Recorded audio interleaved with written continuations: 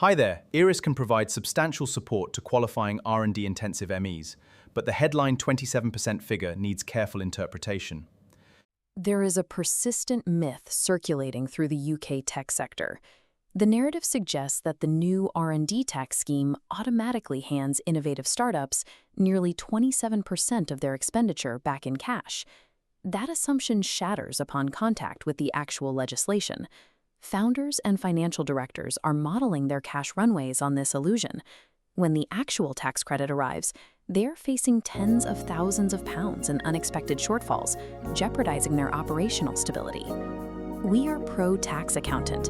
We guide UK businesses through the intricacies of corporate tax legislation, ensuring financial projections align with statutory reality. The subject causing this confusion is the Enhanced R&D Intensive Support Scheme, or ERIS.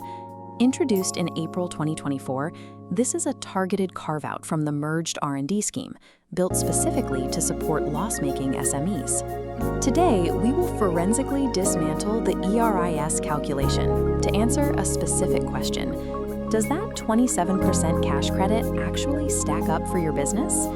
To find out, we need to map the strict eligibility gates, the algebraic reality of the calculation, the hidden payroll caps, and the mandatory compliance steps that can block a claim before it even begins. The 27% figure is a mathematical ceiling. Reaching it requires a company's corporate structure and pre-existing tax losses to align perfectly with HMRC's formulas. To enter the ERIS framework, a business must first pass two baseline gates. It must be a certified SME, and it must be generating a trading loss for tax purposes before any R&D deductions are applied. The primary hurdle follows immediately, the 30% intensity threshold. Your qualifying R&D spend must account for at least 30% of the company's total relevant expenditure. Total relevant expenditure generally encompasses all GAAP-compliant operational costs brought into account when calculating your trade profits. You divide your R&D costs by these total costs. If the result is 30% or higher, you pass.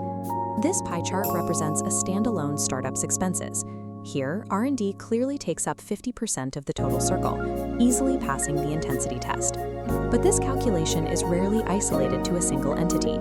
HMRC aggregates the R&D and total expenditure of all connected companies globally. When a parent company's massive global operational costs merge with the startup's costs, that R&D slice shrinks down to barely 10% of the newly combined total. If a larger parent company holds significant ownership or voting rights, their overhead dilutes the SME's intensity ratio.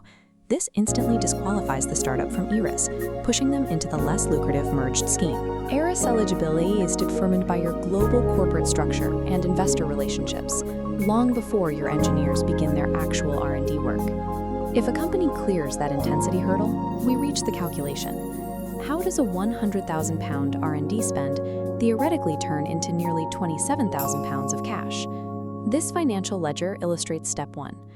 ERIS grants an 86% additional deduction on top of the standard 100% deduction for qualifying R&Ds, and this creates a total tax deduction of £186,000. In step 2, this £186,000 deduction is applied against the company's trading profits, artificially deepening their tax loss and expanding it into what HMRC calls a surrenderable loss. For step 3, the company surrenders this newly expanded loss back to HMRC in exchange for a non-taxable payable cash credit, capped at a rate of 14.5%. Extracting 14.5% £186,000 deduction yields exactly £26,970. That is the origin of the 26.97% cash return. The math requires a specific environment to function. It only works if the company's pre-R&D trading loss is large enough to absorb the entire 186% deduction. If a business is generating transitionary commercial income and hovering near break-even, their pre-R&D trading loss is minimal. The surrenderable loss is therefore constrained by those profits, and the actual cash yield drops significantly below 27%. The 27% cash credit is a best-case scenario, reserved exclusively for deeply loss-making companies. It is not a flat baseline available to all intensive innovators. Even for deeply loss-making companies, a second major threat exists: the PAY and National Insurance Contributions Cap. This bar chart compares a projected credit against HMRC's statutory limit. The maximum payable credit is strictly capped at £20,000, plus 300% of the company's relevant PAY and NIC liabilities for the period. Many startups utilize heavily outsourced subcontractors or overseas developers to scale quickly, operating with a tiny internal payroll. Their resulting R&D claim hits this ceiling, and the excess cash is instantly cut off. There are narrow exemptions for companies actively creating and managing their own intellectual property with low connected party subcontracting. But for many tech firms, this cap remains a primary risk factor. Relying on a highly outsourced operational model suppresses your internal payroll, which artificially caps your ERS yield and breaks the 27% financial model. Moving past the mathematics, we arrive at the mechanics of claiming. Post-2023, HMRC utilizes strict compliance protocols as an upfront barrier to entry. The most prominent protocol is the Additional Information Form, or AIF, which has been mandatory for all claims since August 2023. The timing of this form is absolute. The AIF must be submitted digitally before filing the CT600 tax return. Filing the CT600 first instantly invalidates the entire ERS claim. First-time claimants face an additional hurdle. They must submit a claim notification to HMRC within 6 months of the end of their accounting period, or forfeit their right to claim. Once submitted, the technical narrative is heavily scrutinized.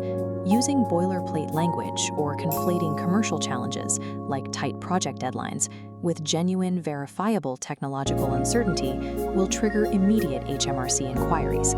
Technical merit alone is insufficient. Under the current ERIS framework, administrative precision is the absolute prerequisite for securing R&D capital. Many businesses naturally experience fluctuating R&D budgets. If a company's intensity ratio temporarily dips to 29% during a quiet development year, they do not automatically lose their ERIS status. HMRC provides a 1-year grace period.